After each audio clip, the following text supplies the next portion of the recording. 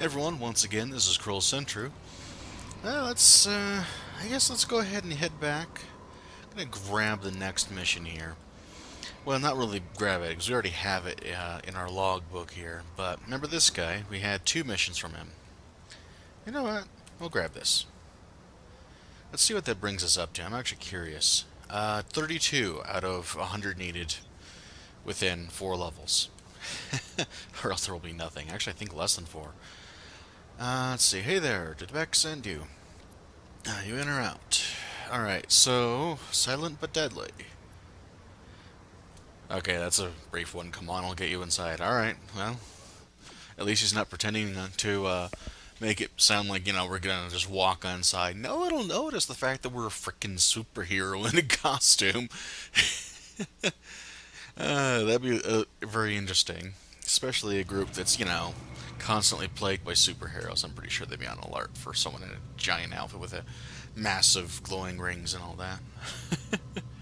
Oh well. Alright, so just glancing, making sure there's nothing over here. You know what?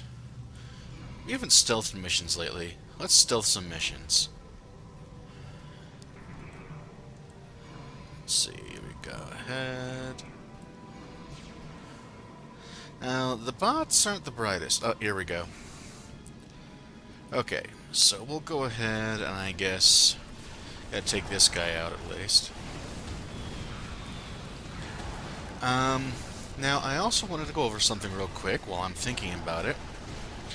So my usual method, so I don't get overboard in trying to respec all the time, is I decide I have to have like 3 mistakes before I'll respec, just so I don't continue to go overboard. Alright. Disrupt size attack on Argent. I guess I'm gonna have to go back and fight more of these guys. Darn it, I thought we could steal this one, and it does not look like that's gonna be the case. Alright. Guys? Anyways, so the first mistake was that although this power is kind of, interesting, it's definitely lacking. By the time I hit an enemy with it, it's not going to apply the fear effect. So the inability to properly apply fear is one mistake, the lack of an area of effect is a second. And the fact that this power just doesn't do hardly anything. Because it really has to hit the enemy multiple times to get the full effect. That's a second mistake right there. And then there's the fact that we grabbed, well, quite frankly, a stun on a power that, well, can't stun enemies because they're dead too fast. So I have a couple of ideas. I'll be honest, the obvious answer is the one I'm not going to take. And that is there's a power called Howl. And the reason I don't want to use that one is because it's just so far out of character. I mean, it's not that big a deal, but I just don't like having to use these options quite that much. Alright, now we've got an update. We can talk to site leader Evan Vox, so I guess now we can go back here. So apparently, I couldn't stealth this one after all. Darn it. Don't hurt me, Zaragos, please. This is all just a terrible misunderstanding. Uh-huh. Thank you and good luck. Maybe you should say that after we've gone and talked here. There are no more side passes points, so won't be bothering you anymore. Well, that works. Brain engage. I know you've had your trouble with Psy in the past, but we're not your enemy, at least not this time. We were just trying to rescue one of our own, a member of Psy, and a girl with very special mental powers. Her name is Adina Monroe, and she is a protopath, able to shape reality with her thoughts. Those rats at Argent found out about her and kidnapped her. They want to warp reality to a world where Argent is ruler of all things. So they hooked Adina to a machine designed to amplify her powers and put her on psychotropic drugs in order to control her. What these fools don't know is that Adina is resisting on subconscious level. If she is not freed from Argent's control, she will soon emit a psychic explosion that threatens not just to shape all reality, but destroy it. Please, Argos, you need to free that kidnapped Psy protopath before it's too late. Okay. Let's talk theory. Because really none of this exists anyways. But if it was really possible for something like that to happen and destroy, like, all of reality or all of the entire universe, and if this is it's also true that the universe or reality or whatever is infinite, then all things that can happen will happen somewhere in an infinite world. Therefore, if it was possible for the entire world to be destroyed, it would have already happened. Because it had to have happened somewhere in an infinite world. So, I know they're trying to ramp things up and make it sound really cool, but it's got a giant gaping plot hole in it, and I think most people just aren't really thinking. I mean, let's be honest here. A lot of people aren't really going to take the time to think about the logic behind, some random comic book story or something. It's not really that important. And, just have fun with it. Kind of is what it comes down to in the end. But that being said, it's just one of those things I'm looking at and being like, that doesn't even work. But you have to understand a little bit more about how infinity and, unlimited type things work, admittedly, and the mechanics behind it.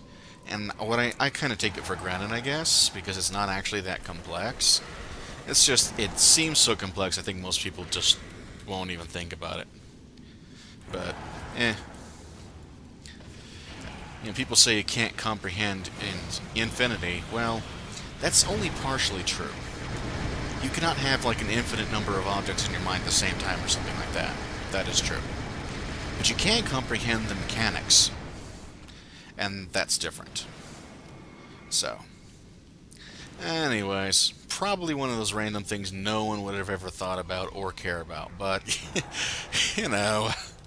some of us are a little weird and may actually think about these things. Anyways.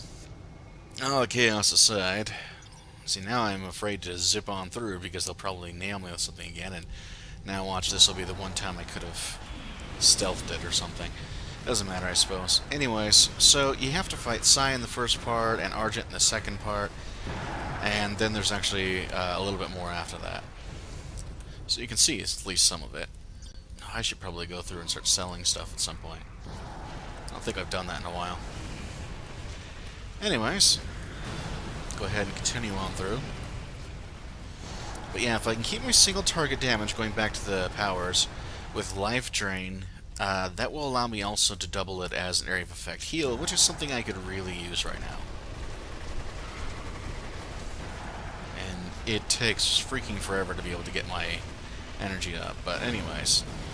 There we go. See, now that worked much better as a heal. Oh, I forgot to set my pets into attack mode and all that. But, okay, so I hit this guy. Okay, now he's got fear effect. Build up my energy, and now I can just start to life steal, and he's already dead. That's why I need to be able to apply it differently. Area of effect fear. Howl power will grant fear on all of your opponents within the area. I think up to 5 targets. And likewise, it can grant enrage on allies in the area, increasing their melee damage, and to a lesser extent, their range damage. However, a one stack of rage isn't going to mean much, to be perfectly honest. And I gotta keep remembering to turn these pets around. It's going to take a lot longer to kill enemies. Anyways, so you basically have a lack of area of effect, a stun add-on that didn't really work out in the end, and the inability to apply fear, so I am going to do a little bit of a respec. Clearly not in this video because we're already taking so much time, but I wanted to give you an idea. That's how I generally do it. Now, you can do whatever you want. It's just that it's so easy to make little mistakes on your build that you generally want to wait before making a change because it's very expensive. Now, to be honest, if you're like me and you've got a bunch of veteran rewards and stuff, then you've also got a lot of free respecs. But once they run out, it's really expensive to do anything.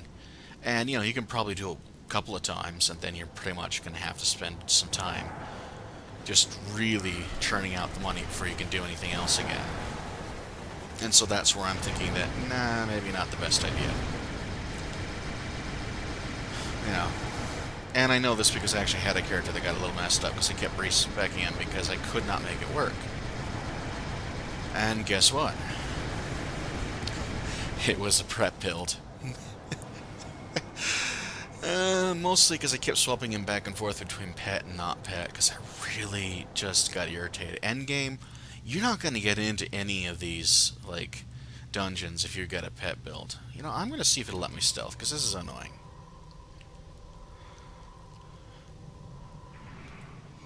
And just, you know, thinking, you know, if I could just zip on by here real quick, this would make it so much easier.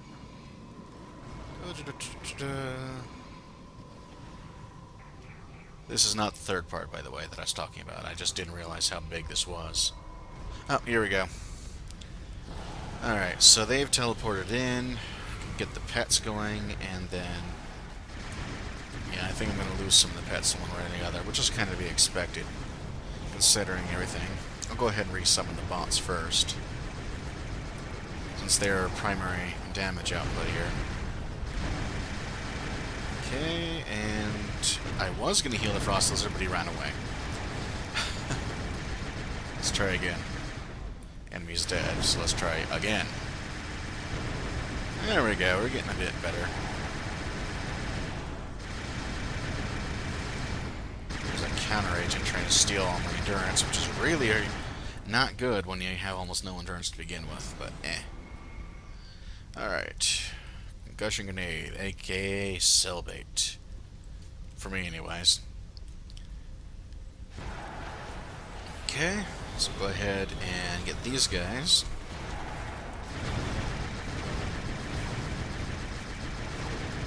Now, mind you, when I am doing a lifesteal with this power, normally it only heals yourself. You have to take a special advantage, just a reminder. And that advantage does have the limitation that you only heal your allies for half of what you heal yourself. Unless the enemy has been affected by a fear effect. That's why I gotta apply the fear effect.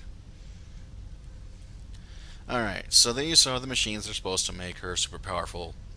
That is, of course, the person we are supposed to rescue. Okay, let's go ahead. And now we're getting to the third part. Alright, you attempted to power down the computer, but received a warning that doing so could produce a backlash of neural feedback so intense it could wipe all Millennium City off the map. Examining the computer, you see a map of Adina Monroe's psychic landscape, which is where her subconscious has retreated. It was originally a picturesque park where Adina had some of her happiest memories. The park is now corrupt, a twisted version of what it once was. You know that if you are not able to save this powerful young protopath, the corruption seen in this mental memory will soon be mirrored in reality, and it will only spread. Quickly, you reprogram the computer to create a portal into Adina Monroe's psychic landscape, where you must defeat some of her nightmare creations and eventually face an astral aspect of Monroe. This aspect has been driven to madness by Argent's cruelty and mental manipulation, and you must defeat it if you have any hope of restoring Adina Monroe to sanity. See, destroying Millennium City makes a bit more sense. At least it's not, like, completely ridiculous. Not that it really matters that much. In the end, it's more about having fun. Yeah, I didn't want this episode to go long, and here we are already over my usual limit. But I don't want to have to cut it off here. This is the third part I was talking about. It's not too bad, though. Alright. So you have to defeat 25 Psycho Figments of Psy. So now we're fighting Psy again. Alright, there we go. Gotta remember that since we zoned, it's not actually technically in the same zone this time. And so that actually required me to have to, what do you call it? Press the little button to turn on my auto attack, basically. And my brain doesn't want to remember words, apparently. At least I don't have to deal with some of the more annoying enemies in this group. Some of these enemy groups are just a little bit tougher than others. They're not that bad, but still. Okay, so we're up to 6 of those Psycho Figments, or whatever. Okay. So I've been thinking about which area of effect to use. There are 2 of them that can apply fear, but here's the catch. I do have pets with area of effect attack powers, which is good. But I also have a little bit of an issue here. Effectively, if we use the one that deals a bunch of damage, we're probably going to end up in the same spot we are now, where I have to build up all my endurance, use the big attack, and end up that's all I end up doing the entire fight. I don't get a chance to actually use the heal. On the other hand, I might end up doing roughly the same thing with the other option anyway, so it may not be an improvement. But what the other option is a crowd control power. Oh, I remembered something. Now that I'm thinking about it, I better get this done. See, that's not the button. Champion information? Yep, here we go. Builds. Going from hybrid to support. Now, the reason for that is because support gives a lot more energy. And look at where my energy bar is now. The little arrow icons indicate your, little median or whatever where it goes to. And now it's much, much higher. So, now I should be able to use my powers a lot more often without having to rely quite so much on all these other things. However, my damage output will have dropped. It will, however, also increase the power of my crowd control powers and my healing powers and other buffs that are of similar nature. Which means that I should be playing a better support character now. Which, it's the support role. That's what it's supposed to do, Catch is that in support mode is actually pretty powerful, but you can't use a defensive passive with it. I have as close as you're probably going to get to a defensive passive right now, in that it does boost damage resistance to me and my pets, but because I'm now switched over, see, in the hybrid role, it was 25% to my allies, 78% to me, which is not an actual percent. That's actually a lie, even though they call it that. And 50% to me now instead of 78, but 45% to my allies, which are the pets. As I've explained before, you take 100 over 100 plus your supposed resistance percent and multiply that value by however much damage you would have taken, and that's how it works out. So that is not actually a percent, and I think it would have been easier on people if they just would be upfront with that. That's not an actual percent, but, well, whatever. Okay, so we're actually getting close to the center. I'm going to make a beeline for the centers. I see we only need one more Psycho Figment. Yeah, there she is. So if we can take down these guys, this should be a bit better. Alright, now this guy I can at least lock down a bit better. And then go ahead and do a lifesteal. Now that he's got Fear Effect on him, that should be a bit more potent. And yeah, now I'm getting my endurance up much faster. That really does help.